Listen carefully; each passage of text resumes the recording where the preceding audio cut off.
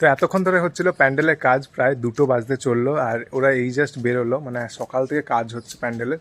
ওরা এই জাস্ট বেরোলো, মানে লাঞ্চ করতে গেছে, হয়তো বা বিকেলবেলা এসে কাজ করবে, নাহলে বা কালকে সকালে আসবে। তো তোমাদেরকে দেখাই কেমন কি কাজ হলো আজকে। আগের দিনেরগুলো তোমাকে দেখিয়েছি, তোমাদেরকে এখনকার দেখাই যে কাজটা হয়েছে। তো ফার্স্টেই এইখান থেকে দেখাই। তো এই যে এখানে হয়েছে এরকম, আর এটা এখানে মানে এই যে এই জাস্ট এইখানে উপরে এখনও হয়নি সেলিংটা। আমি একটু আস্তে আস্তেই বলছি, কারণ দুপুর হয়ে গেছে, সবাই রেস্ট নিচ্ছে।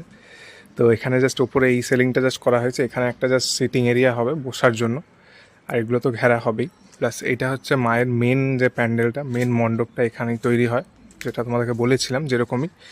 এটা অনেকটা উঁচু করা হয়েছে এবছর, যেহেতু ঠাকুরের মানে চওড়াটা আরও বড়, তো সেই জন্য মানে এই জায়গাটা আরও একটু বড় করে নেওয়া হয়েছে। তো এই হচ্ছে টোটাল, এটা পুরোটাই কমপ্লিট, জাস্ট ওপরে তিরপলটা দেওয়া বাকি, কারণ আমাদের মহালয়ার দিনই ঠাকুর আসবে, তো সেই জন্য আমাদেরকে মহালয়ার আগেই যা করা করতে হবে এখানে টোটাল কমপ্লিট